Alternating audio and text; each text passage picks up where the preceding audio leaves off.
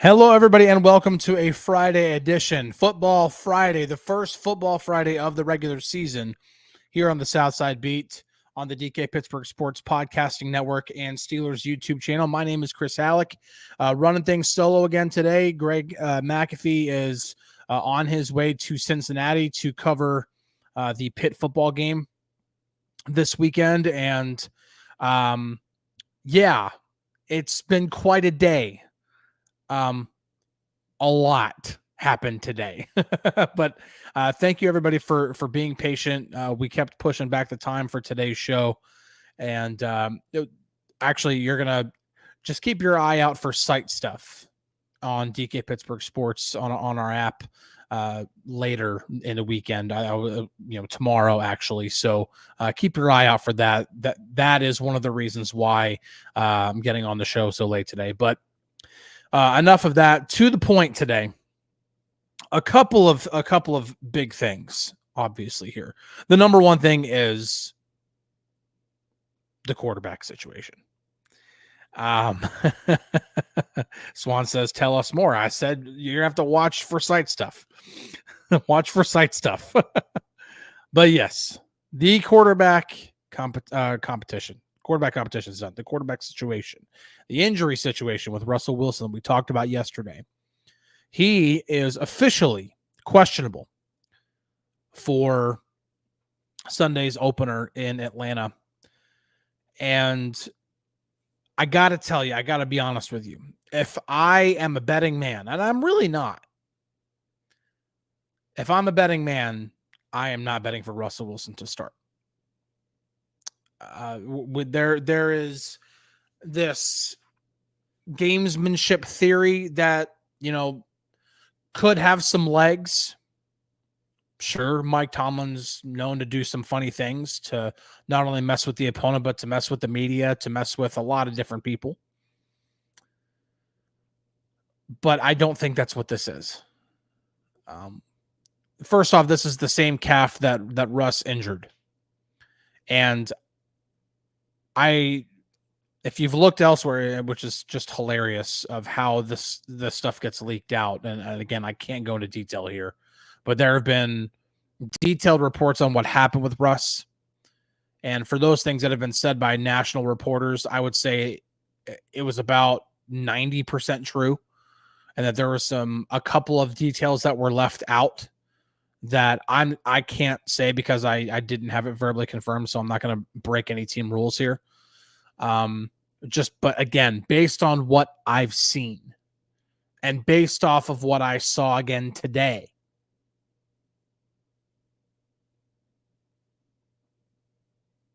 it ain't happening. I don't think he's going to start. He was asked directly today, Russell Wilson, that is. He was asked directly if he expects to start, if he expects to play. And his answer was, and I quote, "Trying to get my body ready to go and rock and roll, just doing everything we can," unquote.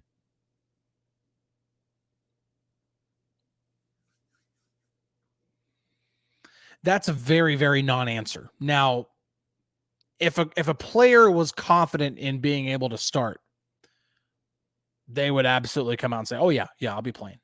For example, shoot, you could even go back to the way Russ was like at the very beginning of training camp. He was adamant that, like, hey, if I were playing games right now, I'd be playing. Like, if games were going on, I'd be playing. He was very adamant about that. I just don't, I don't see, I would be shocked if he starts Sunday.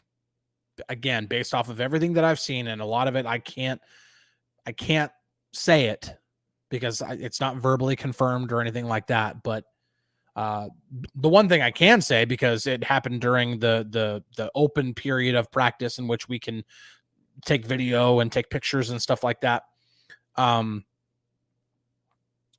Russ was, like, during stretching and warm-ups and stuff like that, Russ was off to the side. He was kind of doing his own little stretches, his own little things, but he was doing the whole team was doing one thing, and Russ was off to himself doing something else with a coach. So I don't see, like, I can say that. I can, that's one of those things where you can see it, you can report it. That was indicative of what I thought was going to happen during practice. And the fact that he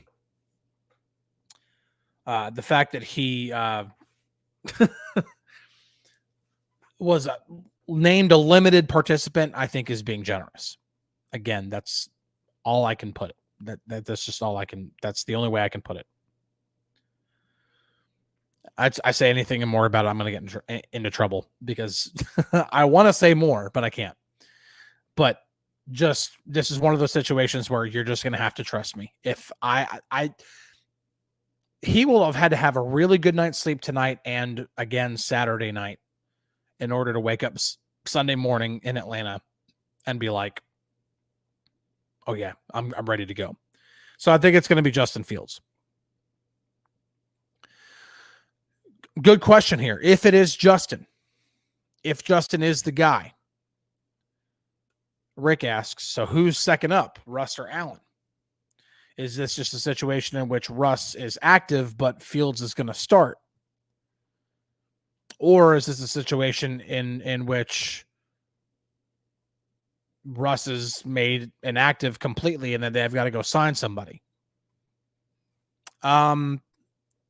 There is a scenario in which they could have Kyle Allen be the emergency third quarterback and yet somehow also be the backup. There's a bit of a loophole here. You can make Russ active. He dresses, puts the helmet on. Justin starts. He goes out there, he does, whatever. And then one snap, you could send Russell Wilson out onto the field. Have him hand the ball off to Najee Harris or Jalen Warren or whoever else.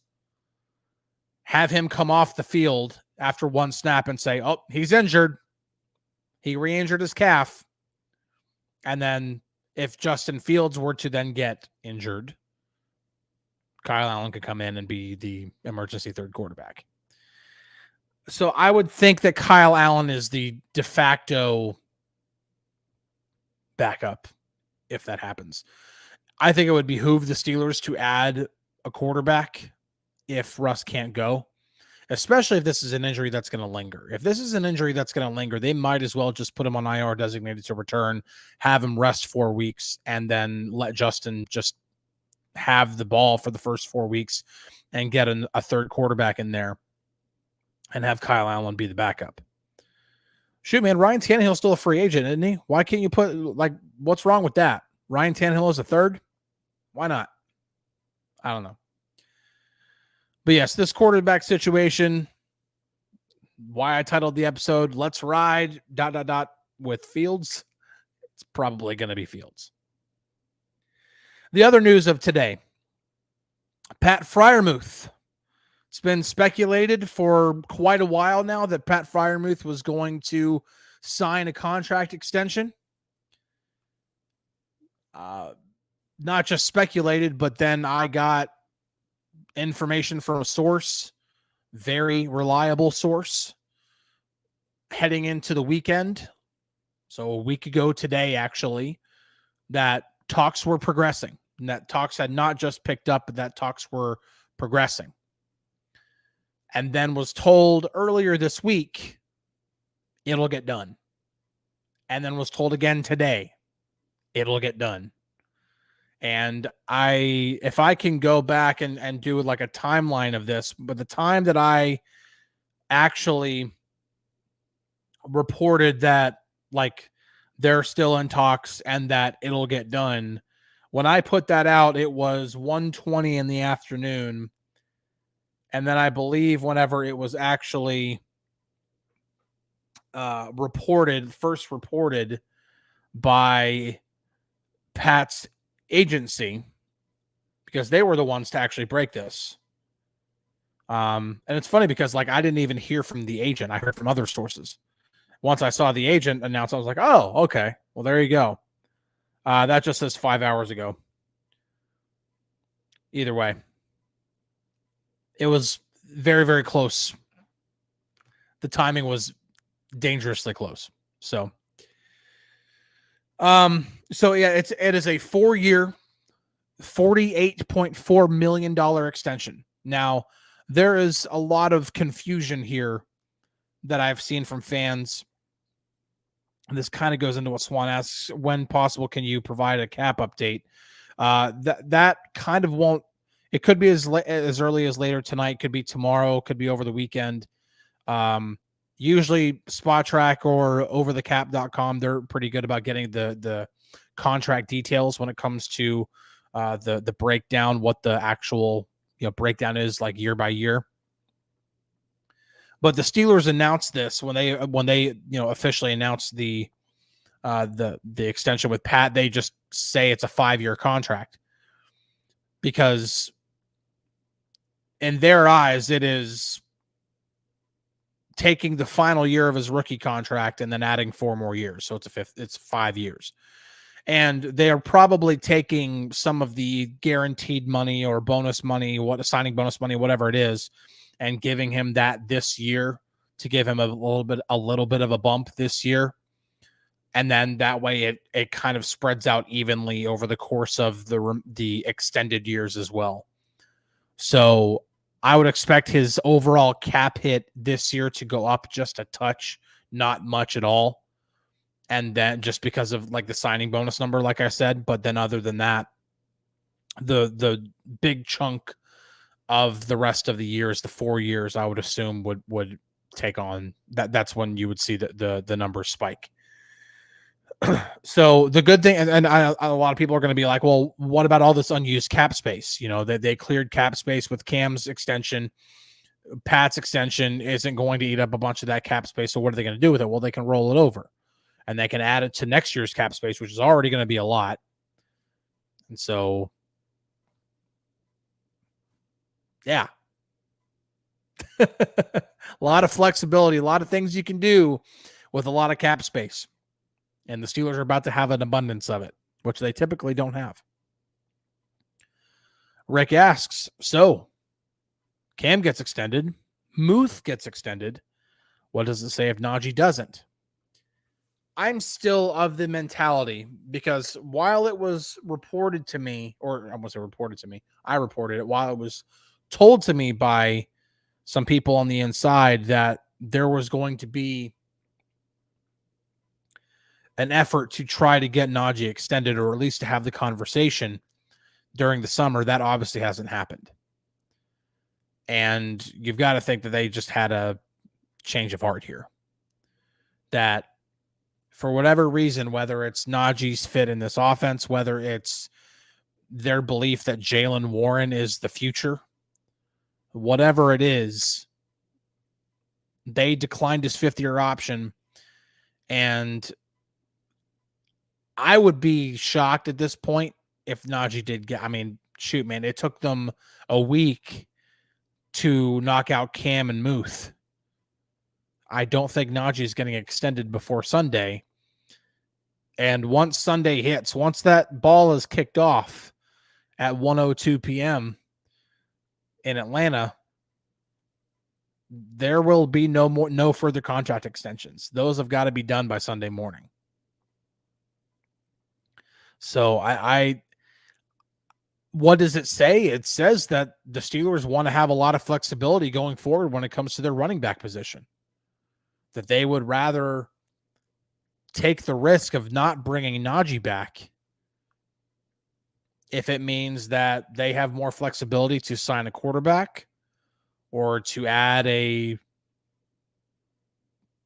big name receiver, to sign George Pickens to an extension, whatever it is. Maybe to sign Jaylen Warren. Maybe this is another situation like Mike Wallace and Antonio Brown. They think about signing one guy and they try to sign one guy. It doesn't work out. They give the big contract to the next guy. And it turns out that was the better guy to give the contract to. I don't know. But what does it say? It puts Najee's future in Pittsburgh in a lot of jeopardy. I think he can have a really good year. I think that Najee and Jalen. I've said it multiple times. I think they're one of the best running back duos in the league. I don't think that's hyperbole. I don't think that is some sort of overhype or anything like that. Najee and Jalen were one of two pairs of running backs that were in which each back got 1,000 yards from scrimmage. Only two teams can claim that from last year, Detroit and Pittsburgh. And that was with Matt Canada as the offensive coordinator and then having to transition to Eddie Faulkner and Mike Sullivan using Matt Canada's playbook to try to put an offense together on a weekly basis for the second half of the season. Chris B71 asks, aren't they also taking a risk that Warren gets an offer that they won't match? Well, yeah, that's the risk of restricted free agency. But you could also sign him to an extension or sign him to a new contract before he even becomes a restricted free agent. Now, if Jalen Warren is like, well, no, I want to see what my value is, then maybe he doesn't do that. But I have a feeling that one way or the other, the Steelers are going to commit hard to one of these two running backs after the season's over. But not both. I would be shocked if it's both. So, Randy asks, Chris, should we feel confident that Arthur Smith can make immediate in-game adjustments Sunday if needed? He's well more equipped to do so. That's for sure. This isn't Matt Canada. I understand that people are used to watching an offense that was coached by Matt Canada and before that Randy Fichtner, and I might even say that the last really good coordinator the Steelers had was Todd Haley. But you're going to see a better overall offense. I'm not going to sit here and try to make any bold predictions because, well, if you read my season prediction or season break, like the breakdown of the schedule and then my actual record prediction for 2024, I'm not optimistic that this is going to be a playoff team. Like I have them going 9-8. Like that seems like a, kind of, that's kind of the default record, for you to go to. Well, that's kind of how I feel going through the schedule. I think they'll go 5-3 in the first half and then not do so well in the second half. Go 4-5. But the OC is going to be better. Arthur Smith knows what he's doing.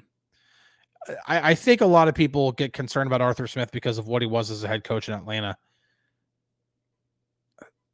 That's not. I would judge him more off of what he did as a coordinator in Tennessee.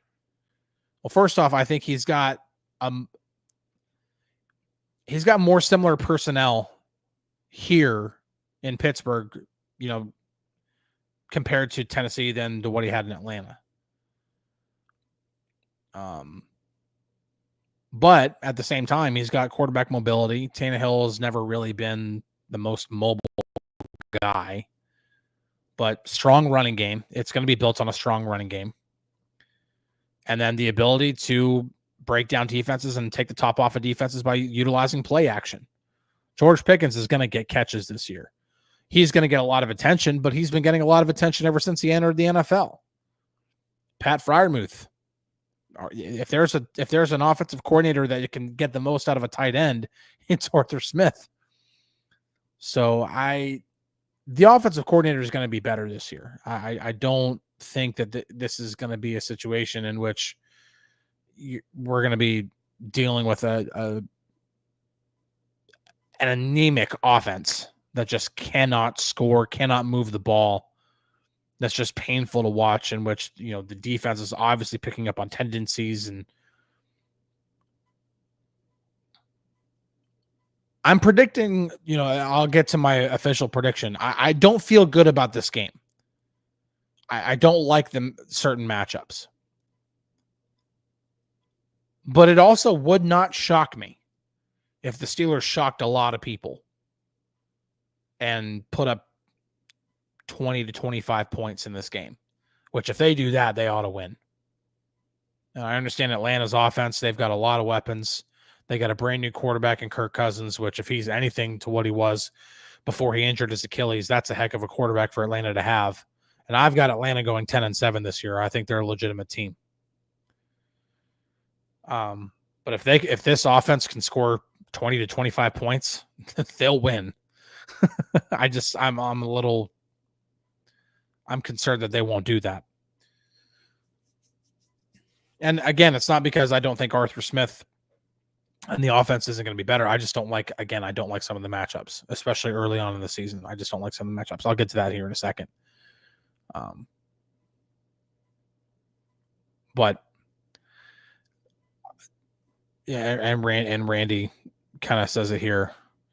We are so relieved to have Arthur Smith as our offensive coordinator. Huge improvement. I agree. It is a massive improvement. I remember when he first got hired, there was such a calling for like a Clint Kubiak or Zach Robinson or any of these guys. Which, by the way, Zach Robinson's the offensive coordinator in Atlanta. That there was such a cry for one of those guys that when Arthur Smith was hired, is like this is like on par with a Matt Canada. I'm like, no, it's not. No, it's not.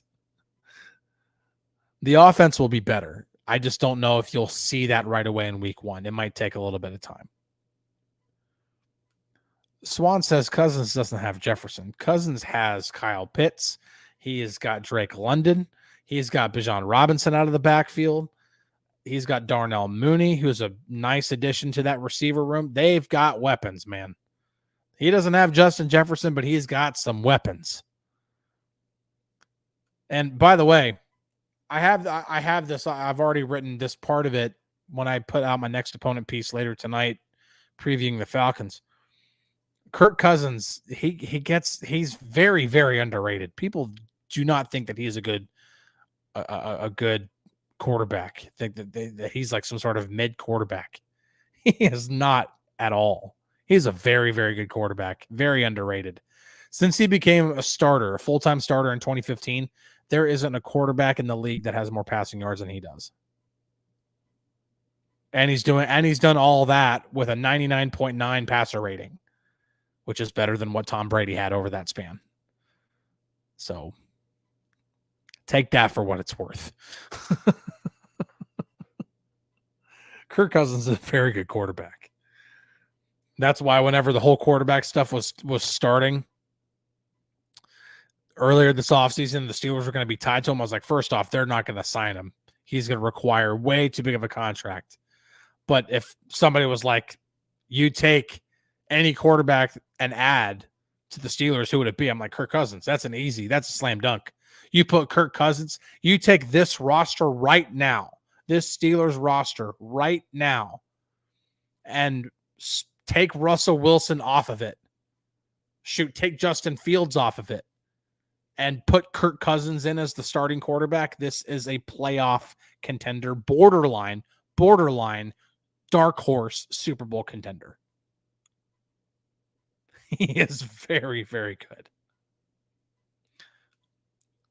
Rick says, Cousins is good, but he's more than capable of throwing 2 critical INTs. Also, again, he doesn't throw a lot of picks. I have all this already broken down. Like I've already written it. You'll see it in print later. Since he became a full-time starter in 2015, his interception rate is like 6th in the NFL, like 6th best in the NFL. He doesn't throw a lot of picks. If you're going to get to Kirk Cousins, you got to if you're going to try to beat Kirk Cousins, you got to get to him. And you can. He does hold on to the ball for a little while. He's even had a season in which his average time to throw was over 3 seconds, which is an eternity, by the way. The highest Cousins has ever ranked in terms of like average time to throw since 2018, which is the furthest back you can go on NFL Next Gen stats.